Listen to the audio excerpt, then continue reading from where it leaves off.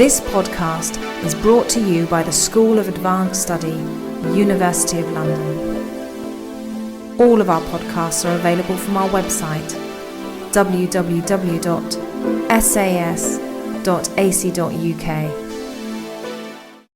We're going to make a start. We're still waiting for one of our speakers who is round the corner somewhere in the vicinity, we hope, so she'll be joining us very soon.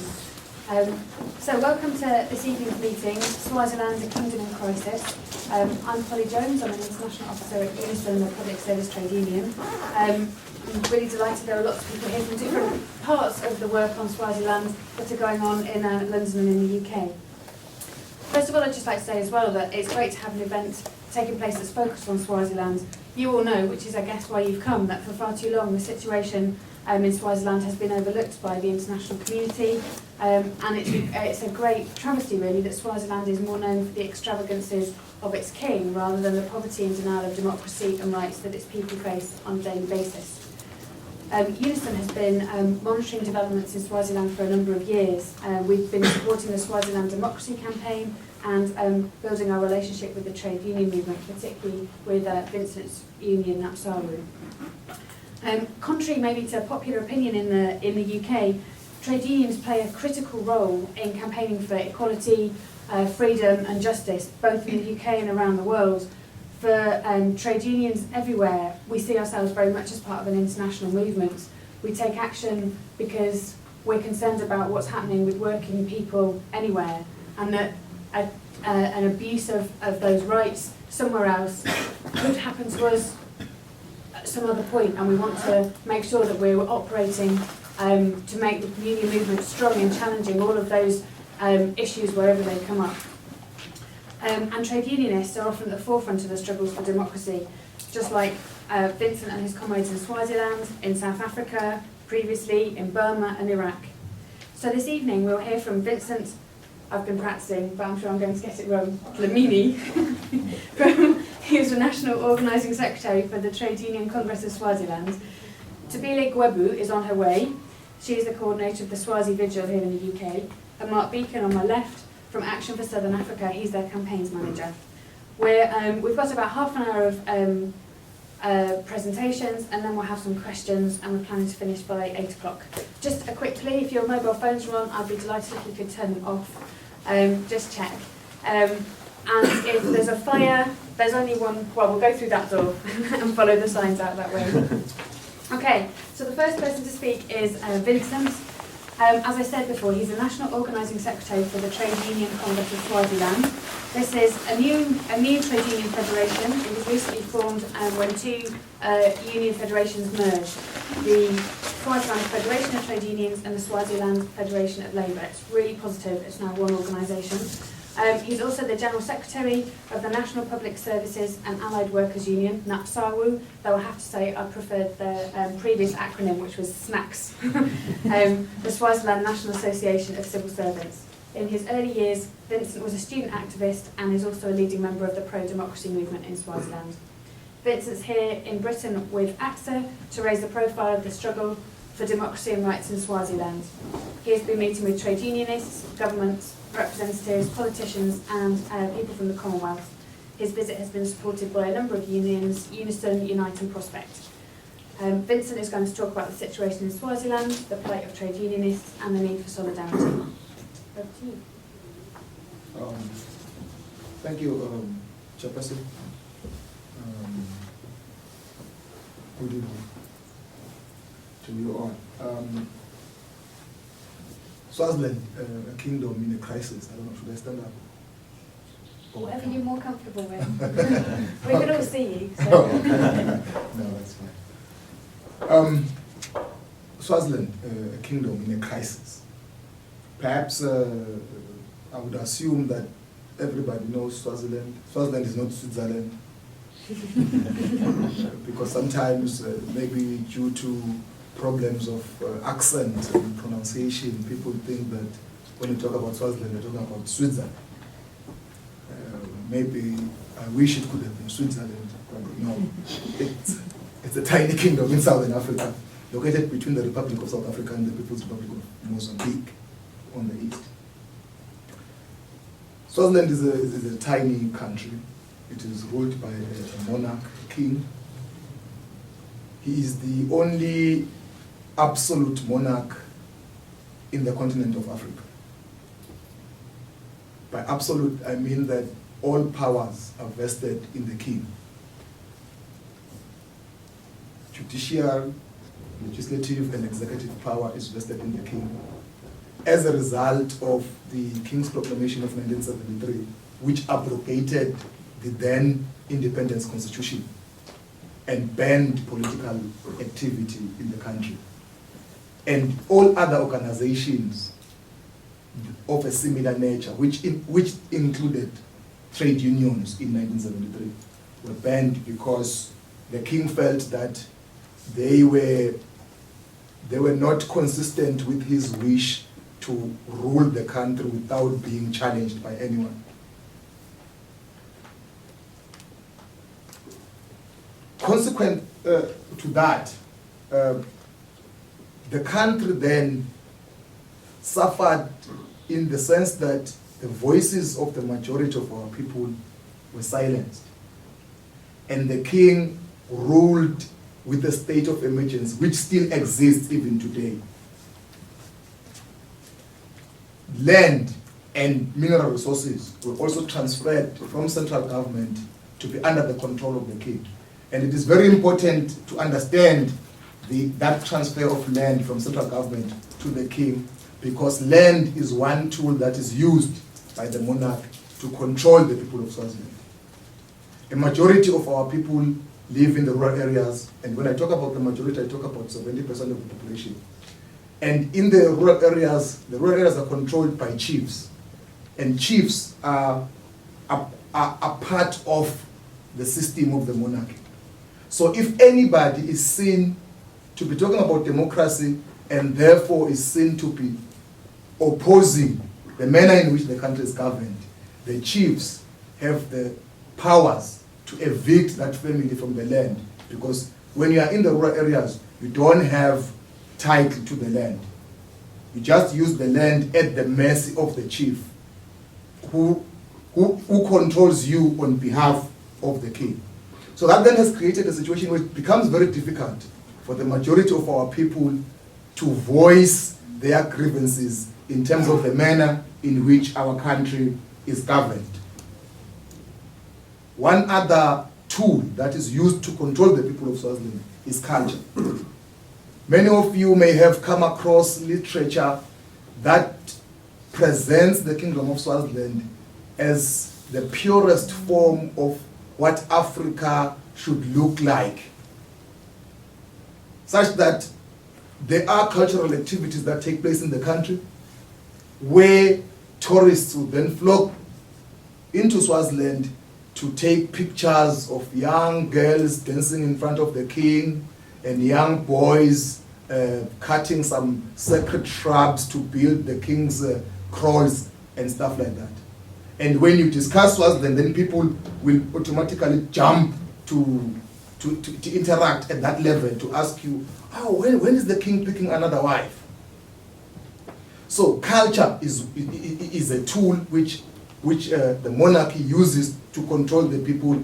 At the same time, culture is used to actually pull wool over people's eyes, so that people then begin to say Swaziland is at least, it's a cultural museum. It is a country that still preserves old traditions. But beneath those old traditions is the suffering and oppression of the majority of our people. People in Swaziland are very poor. 69% of the population in Swaziland lives below the poverty line of $1 a day. And that also contributes to the people not being able to rise up against the system, to challenge the system, because they are highly dependent on the elite in order for them to survive. 26% of our adult population is infected by the HIV/AIDS pandemic, which is the highest infection rate in the world.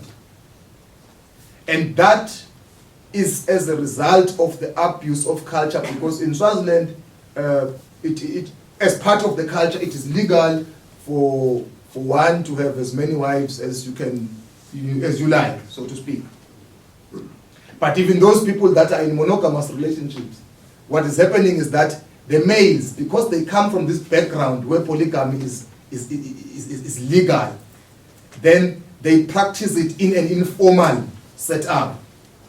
That is, one would have one wife, but then have 10 other girlfriends on the side, and that contributes to the problem of HIV and AIDS, which is a crisis for our country because it affects development. You've got many child-headed families, and you've got many people now that are sick who cannot produce food for themselves, who are bedridden, and so on and so forth. So that is part also of the crisis in Swaziland, which is a result of the manner in which the country is governed, because the manner in which the country is governed is such that people have got no voice and they can't really talk openly about these issues which I have raised. Just last year, because of the powers that are concentrated in the hands of the king dismissed a High Court judge who was perceived to have insulted him in one of his judgments. And that threw the country into a judicial crisis. That judicial crisis resulted in a situation where people who had their cases in court were not represented because, in protest, the lawyers in Swaziland decided to go on strike. They decided that they will not appear in front of any judge as part of an effort to put pressure to rescind the decision of dismissing Judge Thomas Masuku. That then denied people, a fair hearing, denied people access to proper justice. And some people, as a result, were convicted and they didn't have any form of legal representation. That crisis still persists even today. And that crisis directly is a result of the fact that judicial powers are concentrated in the king. So if anything happens in the judiciary that the king does not like, then the king intervenes in a manner that that actually protects only his interests, but prejudices the interests of the ordinary citizens of our country. During that judicial crisis, even the Minister for Justice was dismissed because apparently he had refused to sign a memorandum that he was instructed to sign to dismiss the judge. But he said, but I cannot dismiss this judge because I don't know really what is it that he did which warrants me to dismiss him. Then consequently, the minister himself was then dismissed because he was not abiding by instructions from higher authority. It has now extended, this issue of lack of democracy in our country has extended to the trade union movement itself. As we speak, Polly has talked about the merger of the two federations that existed in our country before March 2012. After we had formed the new federation, as a result of this merger, we then, as workers, took the decision that we will fully participate in the effort to democratize Swaziland. And in our view, we prefer a multi-party democratic setup as opposed to the existing setup where you have what we call a unique form of democracy. And this unique form of democracy basically means you've got individuals whose mandate is to keep on singing praises to the king when they are in parliament. And because of our announcement, therefore, that we will throw our weight behind the democratic forces of in our country, behind all those who are calling for multi-party democracy, the government then decided to ban the new federation. And therefore, workers' voice was suppressed. And that has got serious implications even in terms of just basic bread and butter issues for workers in our country. Even for the upcoming ILO meeting, Swaziland, the workers of Swaziland at least, will not be represented because in terms of the constitution of the ILO, when Swaziland attends that meeting, it should be a tripartite delegation. We should have people, a person representing government, a person representing labor, and another one representing business. But now, Swazi workers will not be represented because the government has decided to ban TUCOSWA. And their reasons were very clear. They said that because TUCOSWA has announced that it will be throwing its weight behind the democratic forces, therefore TUCOSWA has deviated from the mandate which the government thinks is only to talk about salaries and wages, talk about uniform and and all sorts of things, but not to discuss political issues. So the government said, we're now deregistering this federation because it is now talking politics. That also added, therefore, to the crisis in our country, because we were of the view that at least if workers are allowed to engage in matters of public policy and administration, then there is at least that space which could be utilized to reform the entire political system. But with what has happened, it means all doors have been closed. Hence, TUCOSWA therefore sent me to the United Kingdom to try and mobilize solidarity so that even that decision to ban the organization is revoked by the government. But it can only be revoked if there is sufficient pressure from solidarity partners across the globe. What we don't understand as workers is why the Swaziland government decides to go against conventions for which it is a signatory. Because in terms of even ILO Convention number 87, which talks about freedom of association, it allows trade unions to discuss matters of public policy and administration, matters of socio-economic interest, matters that relate to the manner in which a country is governed. Because workers do not exist in a vacuum. They exist in a particular setup, and workers do have a right, because before we're workers, we are also citizens of the country. So we've got a right to discuss the manner in which we are governed. And the government of Swaziland, they say, last year when we were at the ILO, they say that the government of Swaziland actually is one of the governments, of the few governments that is the first one to sign any convention that is required to sign. But at the same time, they are the first one to break all the conventions that they have signed. And they have sort of created that kind of trend even within the ILO system. Now, going back to the concentration of power in the hands of the king, it is also a problem in the sense that the king is a businessman as a person, and is involved in businesses, in private businesses. And it becomes very difficult to compete with the king because he also has the power to decide on any matter. For example, there is a mobile telephone company, MTN, which is a South African company, but it has grown to be a big multinational company. It came to Swaziland in 1998 and was given a 10-year period within which to operate as a monopoly. That 10 years expired in the year 2008. But before it expired, they sold some shares to the king in his private capacity.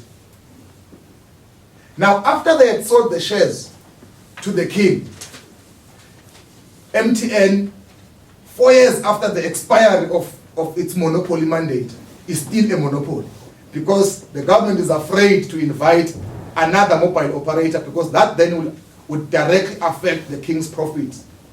Because the fear is that it would mean if a second mobile operator is invited, then profits for MTN will be reduced, and consequently profits for the king will be reduced.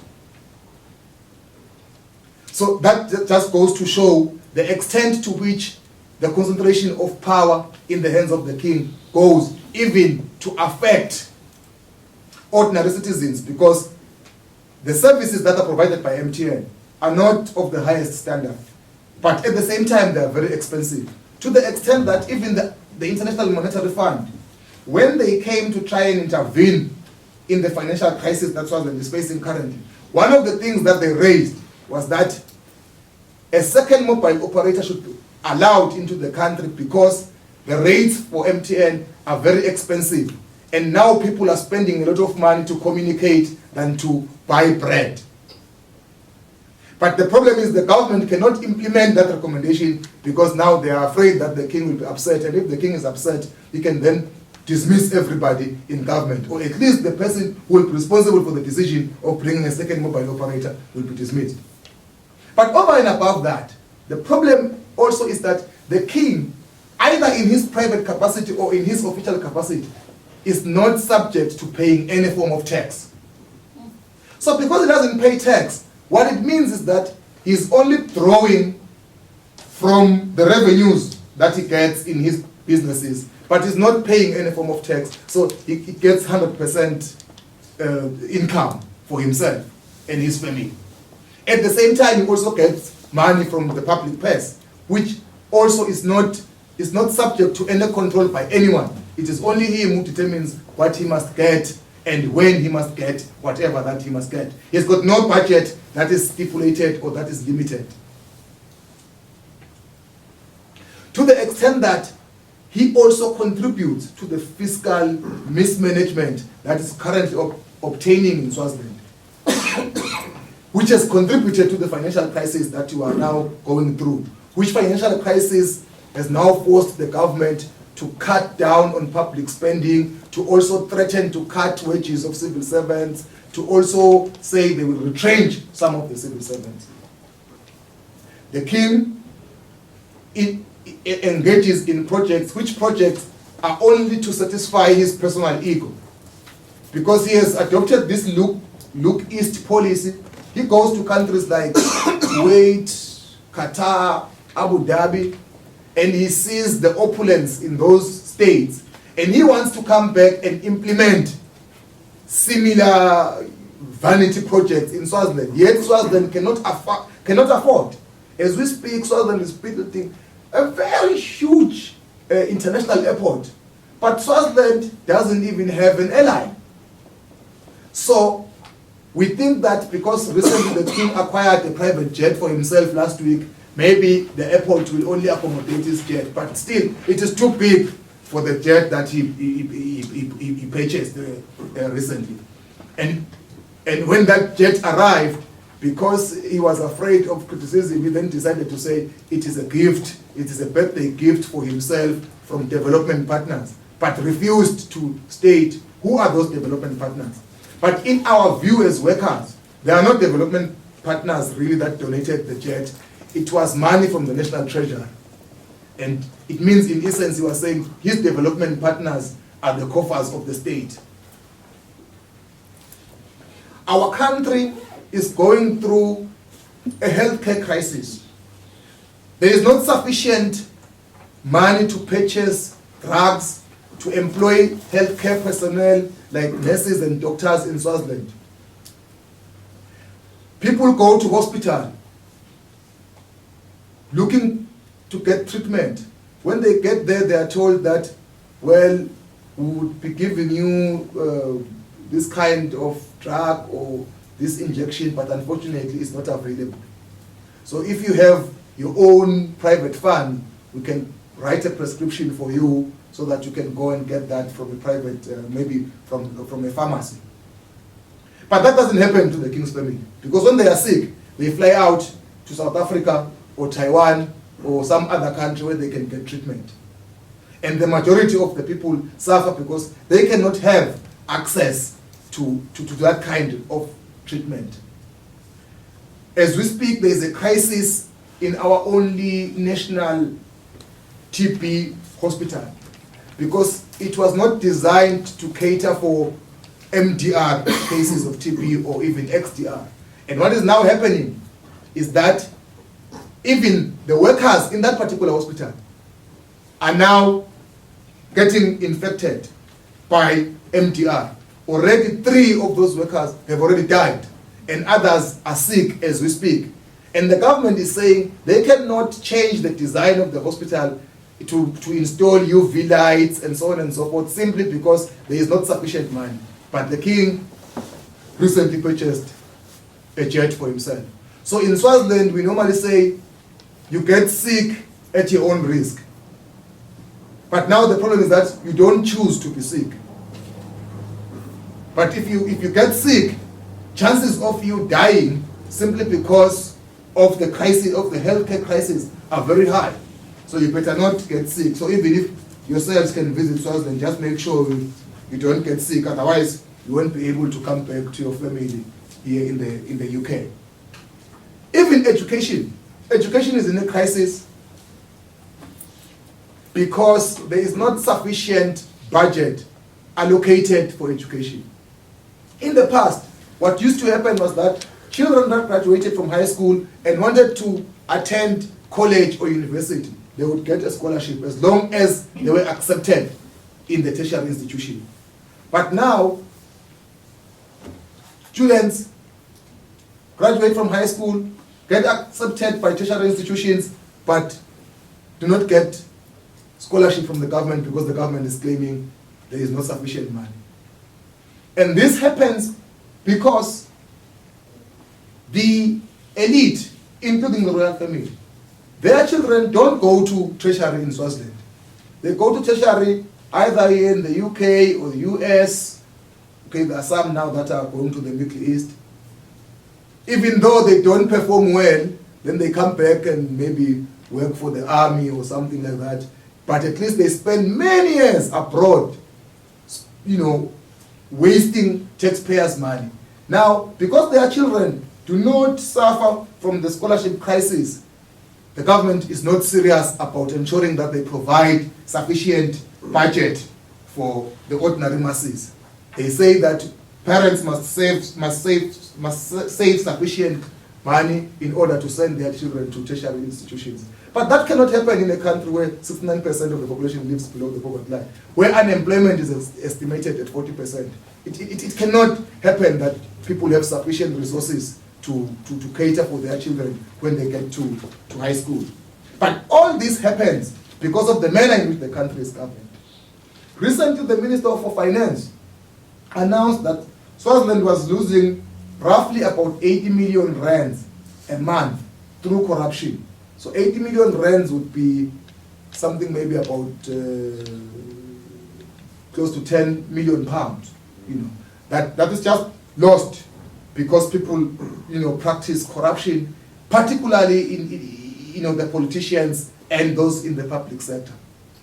So if you have such an amount of money being lost through corruption and nothing being done to those people that are corrupt, simply because they are well connected, some of them are actually part of the royal family, others are related to the royal family in one way or another, then there's no way our country can develop.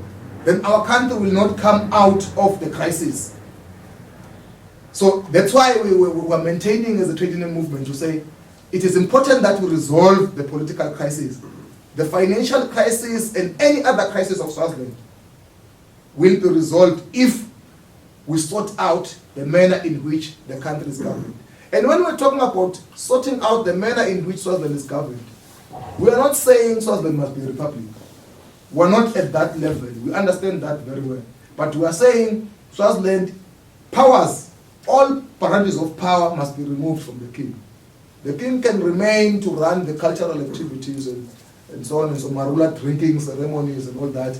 But governance, the executive powers must be vested in an elected prime minister. Judicial powers must go to the High Court or the Supreme Court. The judges will deal with that. They are competent to do that. And legislative powers must be vested in parliament. We mustn't have a puppet parliament which listens to what the king wants to say and then they pronounce that as if it's their decision when they know very well that they have not put any thought into that, but they only did what the king wanted them to do.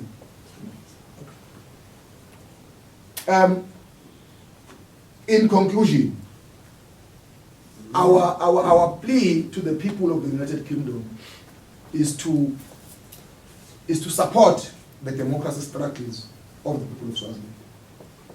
is also to make sure that you put pressure to influential people in this country, be it members of parliament or any other individual who is influential, to ensure to raise the issue of Swaziland, to talk about Swaziland, because Swaziland has remained a closed book insofar as governance is concerned.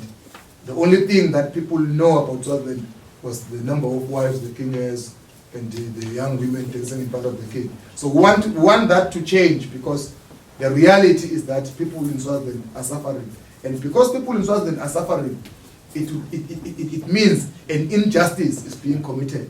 And in the words of Martin Luther King, an injustice anywhere is a threat to justice everywhere. Thank you. Thank you.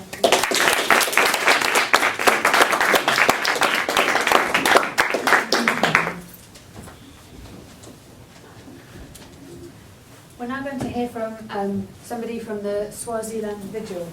Would you tell us your name?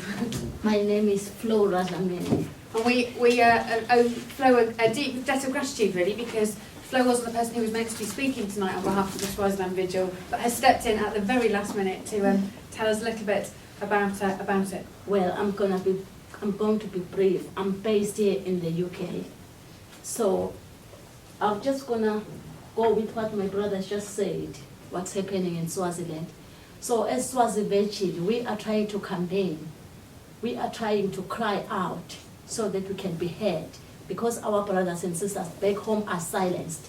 They don't have any way. Whatever they try to say, they're being put in prisons. So what we do outside the Swazi embassy here, as Swazi Vigil, we carry placards to say no to democracy, no to dictatorship. We are looking for democracy. We want to see Swaziland a democratic country. We want the Swazi government to have respect for women. There's no respect for women in Swaziland. As you can see, the king can take as much women as he likes against their will. We want everything like that to stop. So as a result, like he has said, Swaziland has got the highest rate of HIV because of what the king is doing. So the people, they are just copying from the king, trying to change women like underpants or whatever. I mean, there's no law that supports women. You can take this woman today and leave him tomorrow for another one. You go anywhere, no one is going to support you. We want that one to come to an end. Again, we want the police beating to stop, because, I mean, police have been given the right to beat anyone who's on the street trying to demonstrate against whatever the king is saying.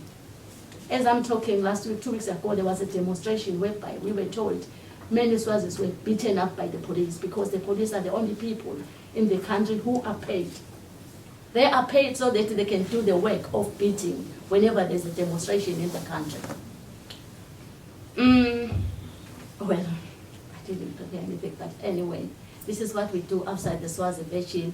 People, they come and sign our petitions, because, I mean, we are showing them. Some of them, they don't know where Swaziland is. Like my brother has said, they will think, oh, you're from Switzerland. No, we're not from Switzerland. We are from Swaziland, a small kingdom in southern part of Africa, where people are oppressed. They don't have any saying. They can't say anything. I mean, we want freedom of speech. We're not against the king, but we want to be like some other countries where democracy is practiced. We want to have freedom of speech. We want to be listened to whenever we say something. So what we do outside the Swazi Vigil, we are always carrying something, petitions, 2 different petitions, whereby we show them to people, passers-by, to say, please sign, and have our placards around all over our embassy, outside the embassy. We remember on the 21st, the embassy was closed because it was the birthday of the king of Swaziland. It was a shock. I mean, it was even written on the papers that the king had to ask for a cow from each family as a present for his birthday. So we were standing, showing all passers-by what was happening in our country, in that poor-stricken country like Swaziland. That's what our people are going through. So sometimes, because Swaziland is a small country, we are only a handful. Sometimes the Zimbabwean will come and join hands with us, because, I mean, we are having the same cry. They are crying from that their president. We are crying from our queen, our king of Swaziland. So sometimes we just join hands and just do the demonstration outside. People will come and support us. They understand what we're going through in southern part of Africa. I mean, that's all about the Swazi Vigil. And we're really looking to get support from you people, because we are trying to stop the king, because we think the British government is in support for this, inviting King Mswati to come here for all this celebration when people in Swaziland are suffering. We think the British government is supporting this. So sometimes we would lift up our placards to say, please stop supporting dictatorship by inviting Mswati to come here with 50-man delegation, leaving people hungry back home. That doesn't make sense to people living in the UK. Sometimes he comes here with people. I mean, there's this hotel, they call it Dorchester Hotel, I think the most expensive one in this country, with 100 men. They will be all accommodated in that place. And he would call upon all Swazis in this country to come and have dinner. I mean, we don't need that kind of dinner. The money that he gives to the people here would make a very long way to help people in the country. If people want to come and join you at the Swazi Vigil, where are you and what time? We are outside the Swazi embassy. The Swazi embassy is just on the, what's the street? Buckingham Gate. Buckingham Gate. That's where we are based. Every other Saturday, that's where we stand to lift up our placards and say dictatorship, no dictatorship to Swaziland, no killings. I mean, we need support. And what time are you there? Is it 10:30? 10:30. No, it's 10. 10 o'clock. 10 to 1 o'clock. Because, I mean, we're still trying to make this thing known to people. We're still trying to be a grown-up vigil, like some other countries like Zimbabwe that are doing it quite well. But we are really looking for support from yourselves. Please come and support the Swazis. Thank you, Flora. Thank you very much. And the Swazi Vigil, as I understand it, took its inspiration from the Zimbabwe Vigil in the beginning, and you've had some quite big successes. With the protest you've done outside the Dorchester Hotel. Yes, I mean, we've got some people calling from Swaziland, even undercover, to say, well done, keep it up. As much as they can't come up because they are afraid they'll be taken. And you made it onto Newsnight, which is on BBC Newsnight, which is a British institution, so that's a very good sign. Very good sign. Okay, so we're going to move on to our last speaker, Mark Beacon, the campaigns manager for Action for Southern Africa, which is a successor organisation to the anti-apartheid movement. AXA has been working with the trade union movement and pro-democracy organisations in Swaziland for a number of years, and Mark has travelled to Swaziland 5 times, most recently in March this year. Over to you, Mark. Thank you very much, Polly. Now, the first time I went to Swaziland, I was quite surprised. I'd heard about the denial of democracy and denial of rights and the inequality there and poverty. But my first impressions when I arrived over that border from South Africa were quite different. You arrive on this wonderful road with these beautiful houses on either side. You get to the capital of Mbabane, which is, did I say that right? Yeah. Which is very affluent, or seems to be very affluent. And then if you're a tourist, which I wasn't, you go into the Ezulweni Valley, which is known as the Valley of Heaven, where you're going to be immersed in this wonderful traditional culture of Swaziland. And it's only when you actually scratch beneath the surface, you start to realise that this isn't a country that's successfully marrying culture and tradition with modernity. But there's a side to Swaziland which is distressingly different from that. A side which the government really don't want you to see. Now, for years, the Swazi government has managed to kid the rest of the international community. There is this unique form of democracy. Swaziland is something very, very different. It's different from the rest of the world, and the rest of the world don't really understand the situation of the Swazi people. They're not really the kind of people who want rights. They're not the kind of people who want to say over their own lives. And they're the kind of people who seem to want to live in an absolute poverty under an absolute monarchy. This is the situation and the way that the Swazi government is trying to portray the situation. Now, this is a government that's persuaded the international community and government institutions, international institutions, that they are actually reforming things, that they are actually bringing around change. Change is in the pipeline. But when you look at it, this is the longest pipeline that you can imagine in the world, because it is taking years and years and years, where they're just going through this horrendous process of procrastination, which means they're not really bringing about any change. And if we take the example of some of the international conventions they've actually signed up to, virtually everything that the International Labour Organisation puts forward, the ILO, part of the UN, they'll sign. They've signed up to CEDAW, a convention for elimination of discrimination, of all forms of discrimination against women. They signed that back in 2004. But in reality, they've made no change whatsoever. And in Swaziland, you've got a raft of the most horrendous legislation that really discriminates against women, denies them the right to own property, any form of land, that doesn't, that allows domestic violence to take place with no repercussions against men. Back some 7 years ago, they received funding from the UN, received funding from the Commonwealth, the EU, to make major changes to this draconian legislation they've got in place. But some 7 years later, no changes have actually been brought about. And it's not down to the lack of capacity in order to bring about this change in legislation. They had the funding and the resources to do this. It's not purely down to the lack of political will. They use excuses like a lack of parliamentary time, a lack of capacity in place, and always put it across with a very pleasant smile for the rest of the international community to say, well, we're really trying to make these changes, but we've not really had the opportunity to do so so far. And it's worked time and time again, year after year after year. Now, last year, AXA submitted evidence to the United Nations Universal Periodic Review of Human Rights within the country.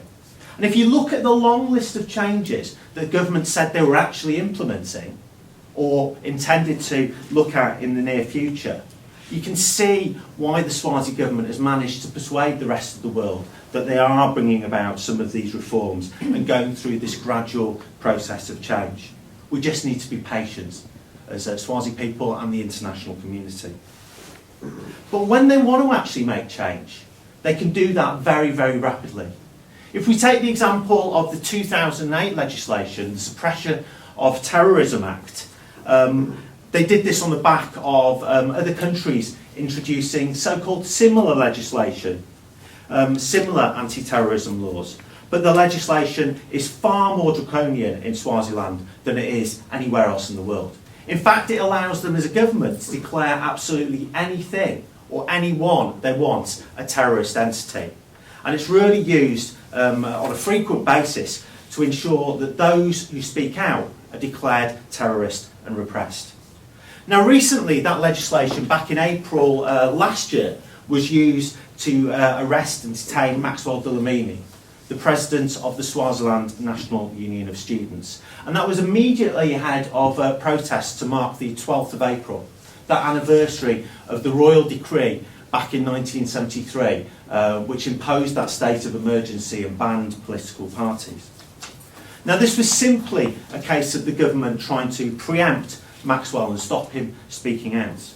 So he and his co-accused, Musa and Gwebu, were charged with possession of explosives. They spent 10 months behind bars, subjected to the most horrendous conditions. They were beaten, they were tortured, and after that time, when they were finally released on bail, we find it's the most horrendous bail conditions that have ever really been seen in Swazi history. 50,000 rand, was it 50,000?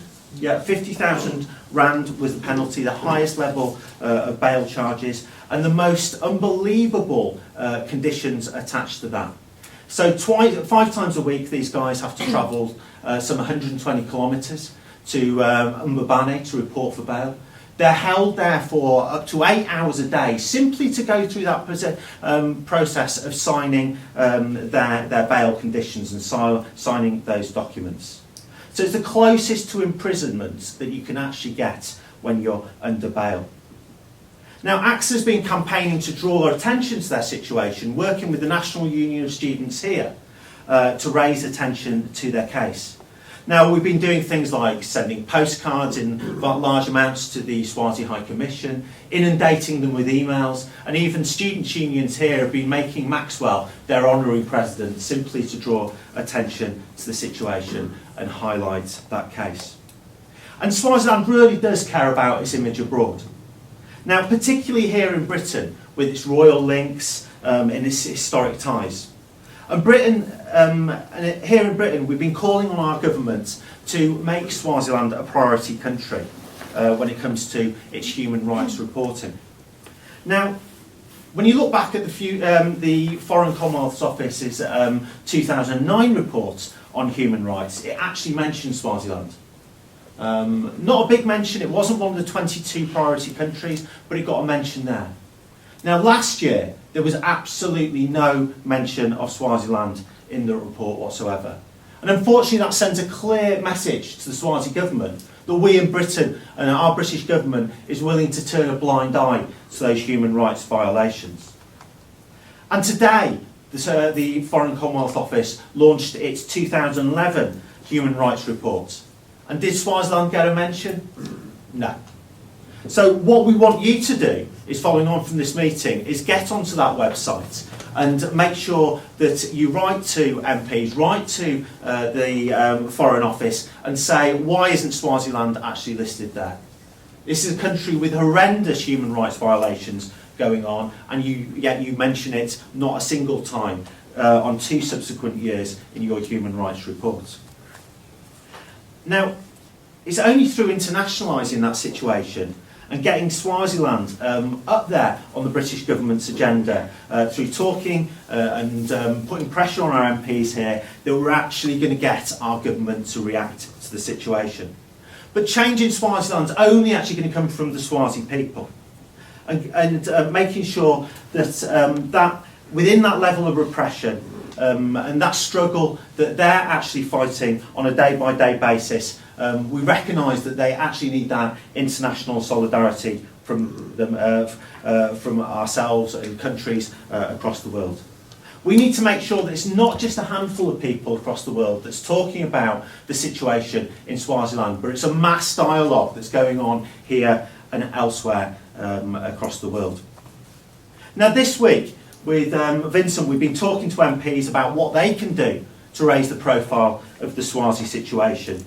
And what we also want to do, we've been building up that profile and talking to trade unionists as well. But we need this dialogue to continue. And there's many things that you can do about that. I mean, having that dialogue, making sure that people talk about the Swazi situation in your own groups, in your own organisations, even amongst your own families and friends. But as well as that, it's about looking out for those extra actions. Yeah?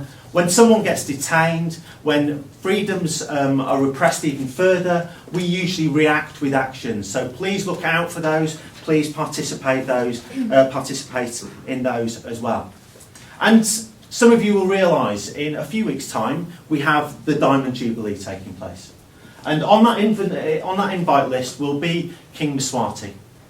He's quite possibly going to come over to the country. We know he's been invited, but we don't know if he's actually coming. So please look out for that, because certainly as an organisation, along with the Vigil and others, we will want to react to that in a strong way and make sure we've got a good show of force there. So please look out for that as well. Thank you.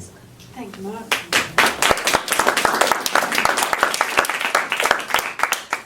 So we've got 25 minutes for questions and comments and some discussion. We'd be particularly interested if you have any comments on what you think we should do to raise the profile of Swaziland and the issues you've heard discussed tonight here in the UK. I'll take some questions now. I'll be really grateful if you can introduce yourselves as well when you ask your question. Who wants to go first? It's a great privilege. I'll go first. Brilliant. My name is Fungai Mabuna of the Zimbabwe Vigil. We helped in setting up the Swaziland Vigil as well. And on the basis that we really understand what the Swazi people are going through.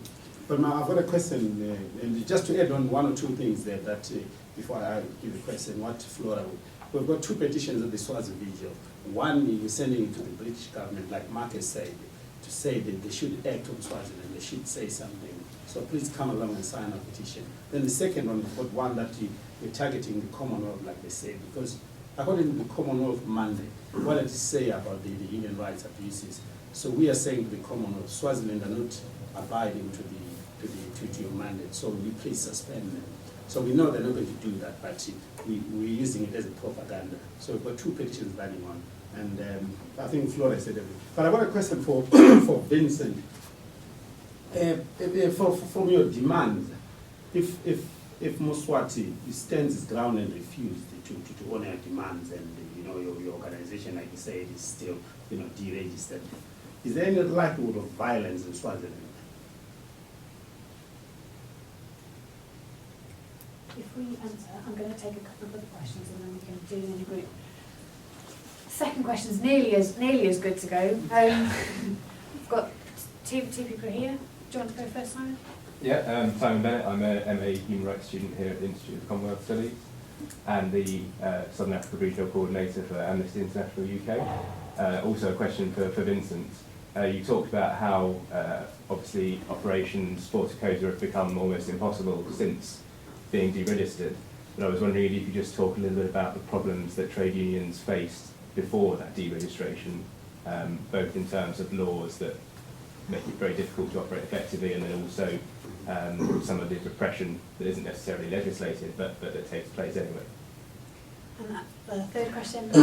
Yeah, my name is Lucas. I'm studying at Oxford. Actually went to school in Swaziland for 2 years. I'm very interested in seeing what happens there at the moment. And my question is how you, Vincent, see the challenge of mobilizing the rural population in the struggle for democracy. You said 70% of the people live on the land, and probably trade unions are not the most obvious way for them to find a voice in the political process. So how do you attempt to involve them? Thank you for all the questions. Vincent, when you're ready. Okay. Well, I just wanted to start by making a comment actually in terms of the student president who his bail when he had to pay the 50,000 rands. In Swaziland, that was something that was very strange because people kill their wives in Swaziland and get a bail for 5,000 rands. Now somebody who is suspected, because even these explosives are not there, who's suspected is penalized with a bail of 50,000. So you're better off killing your wife in Swaziland than trying to fight for change. That's just the comment I wanted to make. That shows the focus that the government takes seriously the issue of maintaining the status quo. But issues like women's rights, they don't care about that. And that is what is obtained. Well, in terms of the likelihood of violence, I think what has been happening in the past, there were instances where you could see some kind of violence, but it's a very limited extent. Of course, people, when they get frustrated, there would be those small things that happen. But from where I see it, I think it will be limited just to that level. And I don't see like a serious outbreak of war, simply because the environment nowadays doesn't allow that. You can't have things happening as they used to happen, in Africa back then. So, but you'll have this small attempts by frustrated people who believe, and rightly so, that all doors of civil discussions, civilized discussions and engagements have been closed. And that becomes a problem. It is one thing that, as a trade movement, we believe should be avoided by dialogue, but it's up to the government to decide that. But ourselves are pursuing our strategy through peaceful means, just because we're a trade movement. So. The problems that trade unions have always had problems in Swaziland, even prior to the deregistration. That is why Swaziland was on the special paragraph at the International Labour Conference for 3 years running, up until last year, because the violations of trade union rights, particularly the violation of the Convention on Freedom of Association, Convention number 87, has always been there. It has been exercised through draconian laws, like Mark talked about the Suppression of Terrorism Act, which would from time to time be used to prevent trade unions from exercising their rights. In Swaziland, we also have an act that controls the manner in which trade unions would engage in a demonstration. It's called the 1963 Public Order Act. It's similar to a certain extent to the Zimbabwean pause, yes, where the police can declare a demonstration as a threat to peace, and on that basis can use any means to disperse workers. But also because of the King's Proclamation of 1973, the police would have the tendency even to invade trade union meetings, and sometimes not only invade them, but stop them from proceeding and detain people that are in those particular meetings, participating. That's why, therefore, the Swaziland was seen as a consistent violator of the Convention on Freedom of Association. So there were problems even before the deregistration, but the deregistration has made things even worse now, because it would mean even at that level of the ILO, there's nobody really to talk on behalf of workers from Swaziland, because then their voice has been silenced and actually effectively banned. The rural population, Swaziland is by and large, is predominantly a rural country. Like I said, that a majority of the population lives in the rural areas. And the issue of land being controlled by the king through the chiefs makes it very difficult to mobilize rural people. And because rural people are not necessarily workers, they're just peasants living on subsistence farming.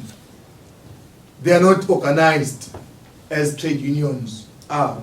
And trade unions by and large exist in the urban centers. Yes, it is a challenge. So there have been attempts to form some civil society movements that are based on the rural areas, to try and organize rural people through some organizations that are based in the rural areas. That attempt is still there. It will be a process, but we already have some community-based organizations that understand the need to fight for democracy in the country. We have not yet conquered that terrain, but it is work in progress. And we understand fully that because the majority of the people are in the rural areas, we need to conquer the rural areas as well, so that we can have a larger portion of the population joining the bandwagon that calls for democracy. Thank you, Vincent. Who'd like to ask some more questions? I think we're going to take, oh good, there's lots of women who've put their hands up this time. A question from the woman at the front. Hi, I'm Tracy from Amnesty International. I just wanted to ask what TUCOSWA has been deregistered, but then what are the next steps? What is the plan to contest the deregistration? And if I can ask a second question, a quick one. Vincent, do you feel that the deregistration has put union leaders and other pro-democracy leaders at more risk now that the protection of the international labour movement has been removed legally? Not practically, but legally. And you had your hands up the first time round as well. What was your question? Hi. Graham Henderson. Was that Graham? Yeah, Graham Henderson from Prospect, and Quinton, namesake, came to speak to our conference a few years ago when I was president of the union. For people who don't know, Prospect is a union of scientists, engineers and other specialists. I was also going to ask a question about the difficulties in engaging rural community, but a different one, particularly in terms of what we can do. And I presume that we are engaging with Public Services International, with ICFTU, etc. And perhaps what we should be trying to do through international contacts is gradually build up momentum so that we can actually demand or put or require a special paragraph of the ILO. I mean, particularly focusing upon the fact that Swaziland is concerned about its reputation. We really need to use all mechanisms to embarrass the government into actually doing something. And unfortunately, I do know that getting a special paragraph of the ILO can be a fairly long-term project. But I think if you're going through that mechanism and at the same time getting international organisations to make their protest to the Swazi government and to others who work with the Swazi government can be an effective way of at least ameliorating or mitigating some of the sort of pressures which are actually put on people like Vincent and others in the countries concerned. Thank you. And one more slot. There are a few hands up here. Would you like to go first? For Mark, actually. Sorry, I'm Anna. I used to work for AXA as an intern, and I've also worked in Swaziland. Why do you think the UK government is so silent on Swaziland when they're happy to speak out against a lot of other countries? And as an example, Zimbabwe has been mentioned before. Thank you. So we've got that last question for Mark, and then a couple of questions for you, Vincent, about next steps for TUCOSWA and whether deregistration or recognition is going to put trade union leaders more at risk, and then a comment and sort of question from Graham Henderson about a special paragraph at the ILO and whether that would help, and other options for the international community. Okay. Do you want Mark to go first while you get your thoughts together? Yeah, maybe Mark. Okay, and it's something that we've been discussing with the British government for a number of years, trying to push that their focus on Swaziland in quite a big way. And it's not just this current government, it's previous governments as well. Now the problem you've got really is the fact that internationally Swaziland is so often overlooked. I mean, it's partly because of the size of the population. It's partly because it's often overshadowed with other regional issues, the fact that it's nestled between Mozambique and South Africa, and there's other regional issues such as Zimbabwe that always steal the attention. Some say it's down to the lack of resources that Swaziland produces. There's a thriving sugar industry, there's some industry around forestry. The other big industries around things like asbestos. So, you know, obviously there's not the demand there that used to be there, but so there's a lack of resources as well, which becomes an issue. But I think the primary reason is, or one of the primary reasons, is the fact that the Swazi government is so clever in the way that they can portray themselves internationally. They're very good at selling this unique form of democracy, how different the system is there to other governments around the world. And we know that they work very hard with our MPs and talk to them about kind of how wonderful the situation is. You don't really understand it. They come up with publications, they push out through the Commonwealth, for example, and again portray the country very positively in that kind of light. And it all works to kind of portray Swaziland quite positively, and it becomes very, very difficult to engage on that issue. One thing we've been doing is talking to the British government about how they're perceived within the region. Now, our British government aren't shy about talking about Zimbabwe.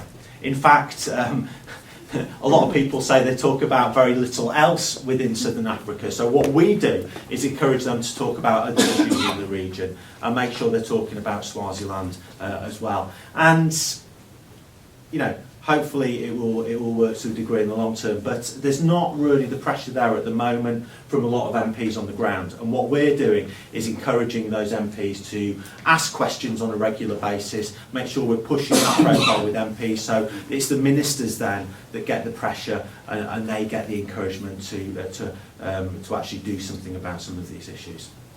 Thanks, Mark. Yes, over to you. Yeah, thank you. What next in terms of the deregistration of TUCOSWA? The decision that we took was that we would use the deregistration to enhance our campaign around the issue of lack of democracy in the country. Because to us, the deregistration is not a legal issue. It's a political matter, it's a political decision. If it had been a legal matter, the Commissioner of Labour is actually obliged by law to have applied to court.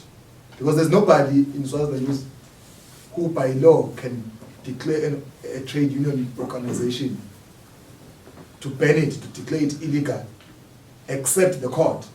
But what they did, they didn't go to court themselves. They took a political decision. So we decided that we will also tackle it politically by ensuring that we use it to demonstrate to these people who believe that Swaziland is this pristine country. It's the epitome of what Africa should look like. As was said by the Zimbabwean ambassador to South Africa when he met some of our activists. 2 months ago, as part of, they had gone there to try and mobilize just African states. It was before the deregistration. Then he said, let me tell you that as Zimbabweans, we believe that Swaziland is actually what we aspire for as Africans. Because the culture there is still pure and perfect.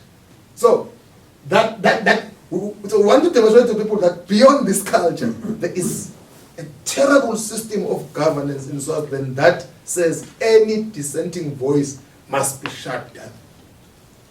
Perhaps later we will consider some legal aspect, but for now, our view is that we will use this to demonstrate to people that Swaziland is not this cultural haven that people make it out to be. The risks have been increased. Because now, if you are an activist within TUCOSWA, then you risk being arrested because now you are organizing people for an organization that is banned. For example, I was talking to one of the leaders this morning, and we were discussing the issue for tomorrow. There's Workers' Day in Swaziland tomorrow. It has been very difficult even to get the venue for the Workers' Day, because everybody who has a stadium or whatever facility, they were saying, we cannot give it to you because we are now banned, and the government has told us that we must not be seen to be taking sides with you. So as we were discussing, this comrade then indicated to me that, hey, the problem now is the government spokesperson has actually declared that tomorrow they don't expect to see any banners that have the name TUCOSWA and the logo TUCOSWA, because as far as they are concerned, TUCOSWA is there and buried.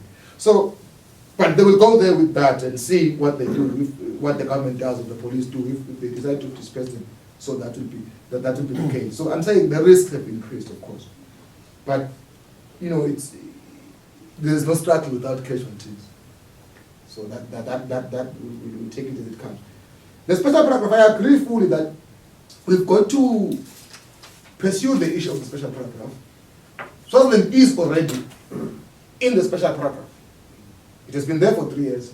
But of course, over and above the special paragraph, it is important that we look at a higher level also of sanction, because the tendency with these governments that stay in the special paragraph is that they get used to it. And once they get used to it, then they don't get any form of a shock that they are there. But secondly, when a country has been in a special paragraph for a long time, then the international community then begins to suffer from political fatigue.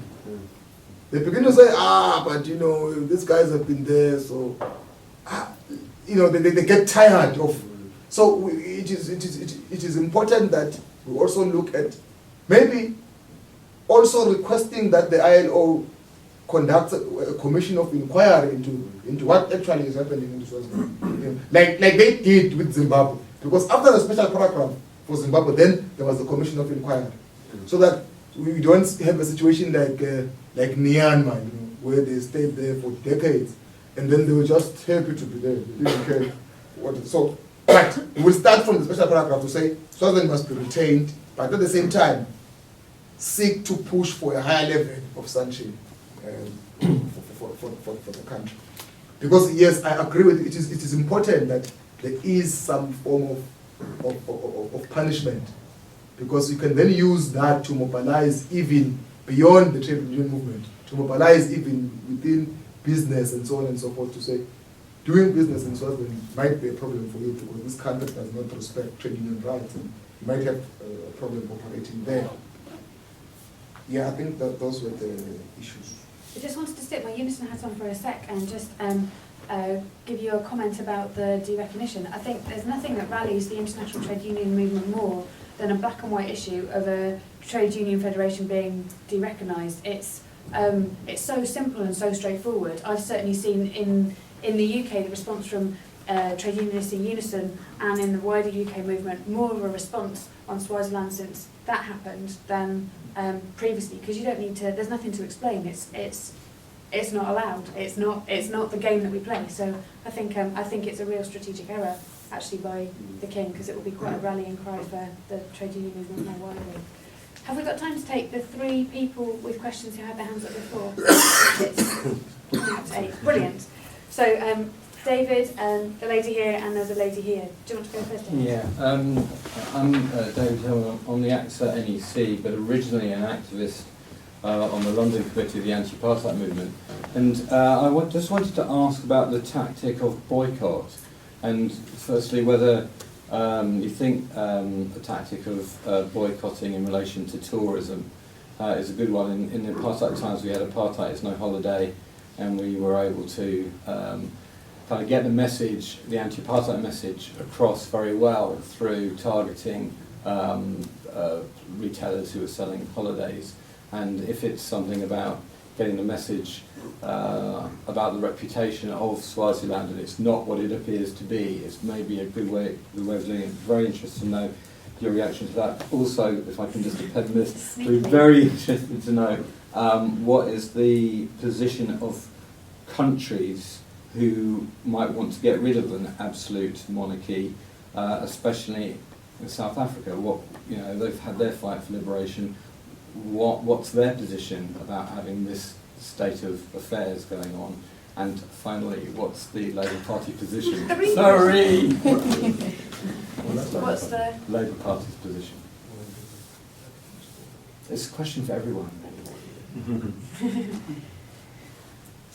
Go in the back.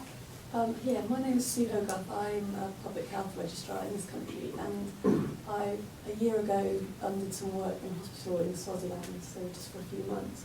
But the question for you really is, how far do you think the economic crisis is being used as an excuse to do certain things by the King? So an example being that hospitals that have been previously quite well stocked with pharmaceuticals from charitable donations, those charitable donations are being kept at the border because duty isn't being paid on them. And the duty isn't being paid on them by the government. The government won't release the drugs unless duty gets paid, and they say, we need that duty because of the economic crisis. So you've now got a hospital with empty shelves, lots of sick people, empty shelves, but unless the duty is paid on that. And the government have been using the economic crisis as an excuse for doing that. And I've got a tiny other question. In the last few months in the British press, so there's a really big article in the Daily Mail, so fairly right-wing press, and more recently there was quite a big article in the Guardian, so left-wing press. So completely kind of polar opposite media groups in this country, but I've had a huge spread on Swaziland, and because of my association with Swaziland is very short, I don't know if that's a breakthrough, I don't know if that's something that you've seen before, but something that worried me about it, thinking about the culturally pure Africanness of Swaziland, is pictures that went with these articles weren't of people living in just the worst kind of poverty, And it wasn't about the fact that an entire generation is missing because of HIV in terms of pictures and children looking after themselves. It was a bloody reed dance again. So it's pictures, really colourful, had pictures, amazing, you know. So again, it was going back to what you were saying about it's still held up as this Africanness. So those pictures using the paper kind of depressed me a bit when it could have been more hard hitting. And the last question. It was actually the same about the South African stance on Swazi politics. So. Okay. That was great. That was handy, given my other two questioners with their multi-layered questions. Sorry. That's okay. Vincent, do you want to start on the boycott tactic and tourism?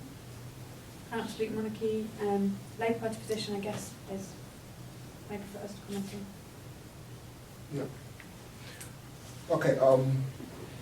The official position at the moment, there is some form of campaign on a boycott, but it's not a campaign to impose comprehensive sanctions, because we understand that might not sell, and it might also divide the pro-democracy movement itself, because some people don't feel that they would be retrenched if the total shutdown.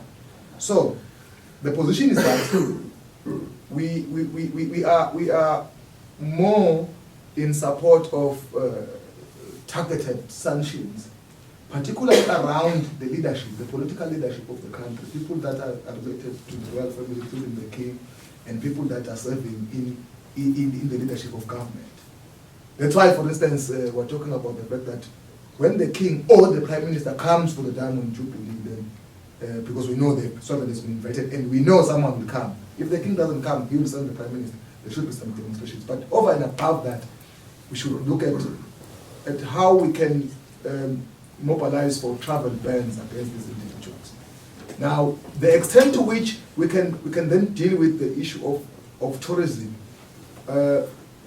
we can explore that to see if how, to what extent, because again, I'm just on a very thin line in terms of not advocating for comprehensive sanctions when the mandate that I have is for targeted sanctions that will target individuals. Because if other people then begin to say, but if the very same workers that are talking for on behalf will suffer, and then that becomes a serious problem. But what is happening in South Africa, insofar as the boycott is concerned, there are groups in South Africa that have extended this question of a boycott to lobbying artists, South African artists, not to go and perform in Swaziland as part of a demonstration that there's a problem in the country. And some of the artists in South Africa have actually agreed, they have accepted that, and they no longer accept invitations to perform in Swaziland. So that is the position. The position of the South African government, the South African government has not officially they haven't declared anything in terms of what's happening in Swaziland, but what we know is that the President of South Africa has got a personal relationship with the king and the royal family, because he's got a fiancée there. So it will be difficult for him then to talk bad about Swaziland as a country. But then at the same time, because the ANC is in government as a tripartite alliance with COSATU fully supports the struggle for democracy in Swaziland. So through COSATU we are able to have some level of influence. It's not maybe at the level where the government of South Africa has come out to condemn Swaziland. We know it will be difficult for them to do that. But at least there are things that we have been able to work on. For example, when South Africa wanted to bail out Swaziland without any conditions, we were able through COSATU to lobby for conditions to be attached to the bailout that South Africa, the man that South Africa wanted to give to Swaziland. To the extent that loan has not materialized because the Swaziland government didn't want didn't like the conditions that were put in, which included the fact that there should be an engagement with all stakeholders so that the country can have a process towards political reform. So that is the situation. But also I think what limits South Africa, other than the personal issues of the president, is that South Africa wants to be a major player in the continent. Now, they don't want to upset the government of Swaziland, because that would mean the government of Swaziland, everywhere they go, would vote against South Africa. Because even now, South Africa wants to be the chairperson of the African Union, the Commission, the AU Commission. There is an allegation that in the first round of voting, Swaziland did not vote for South Africa because they were not happy with certain issues which relate also to the conditions that South Africa had put around the bay out. So Swaziland decided to vote for John Ping, the diplomat from Gabon, instead of voting for the South African Minister of Home Affairs. So because of those things, those dynamics, I think that South Africa, they want to be very careful about how they be. But also there are these historic ties, that sometimes the ANC talks about, that when it was formed, the Queen Regent, the great grandmother to the current king, contributed money towards the formation of the ANC, so they don't want to upset the royal family. They want some nice behind the scenes engagement rather than public denunciation of the regime. But there is space because of COSATU and other civic movements, which can be explored and we're taking advantage of. Yeah, the issue of the economic crisis, it is used to justify a lot of things. Even the introduction of indirect taxes, such as the value-added tax that was recently introduced on the 1st of April this year, because the government says there is no money. Even the lack of implementation of infrastructure that would be used by the public. They justify it using the economic crisis. But the real reason is the economic mismanagement that they've been doing over the years. I think that it's an interesting issue that you are raising on pharmaceuticals which cannot get into the country because duties have not been paid. I think it's one area where, for instance, ourselves, as the trade union movement, we should also use that to campaign, to actually tell people what is actually happening in Swaziland, because these duties that they are looking for are duties that they are not going to spend to assist the people of the country. But it's money that they want to spend, maybe to buy another private jet, which is a problem. Yeah, I agree with you. It's a problem. The pictures that you get to see about Swaziland are of, the young girls that are very beautiful and whatnot. But in Swaziland, last year there was a document that actually also upset the government on a group of HIV positive people. And one woman in that document, which was then broadcast in South Africa by the South African Broadcasting Corporation, one woman was saying, because she doesn't have food, yet she's on antiretroviral treatment, she eats cow dung. Now the Southern government wanted that to look like it was the people of South Africa trying to demonize Swaziland. Yet that information, the reason why the South African broadcasters came to Swaziland, it was because this token member of parliament in the constituency where this woman comes from is the one who had raised that matter with the Minister for Health in Swaziland Parliament, even before it became a document to say that people in his constituency are now eating cow dung because you can't take the tablets without having something in your stomach. So that goes to show the depth of poverty. And I wish that this paper, the Guardian, I wish they would show those pictures of people eating cow dung, because the people are there, they're in Swaziland, and that would also assist, rather than showing the young girls, who, by the way, also go to dance in front of the king, because most of them come from poor families, and there they are guaranteed at least a decent meal. For the whole week that they are there, they will have breakfast, they will have lunch, and they will have supper. And when they go home, they will have maybe 2 kilograms of a chunk of meat. You see? So that is used also to attract people. Because when I grew up, it was a voluntary exercise to attend these cultural activities. But now, it's because people are hungry. But two, because the chiefs are used to mobilize people to go there. If you don't go there, then the chief might punish your family, your father, because as a daughter or as a son, you didn't respond to royal duty. And the punishment might even reach the level where your family is evicted from the land. You see? So it will depend on the situation. So yeah, I think I've responded. Flora, I wasn't sure if you might like to comment on the question about UK media and whether you think there's been a breakthrough with the recent article, big spread in The Guardian and the Daily Mail before. Do you think there's been a change in how the UK media is portraying issues in Swaziland?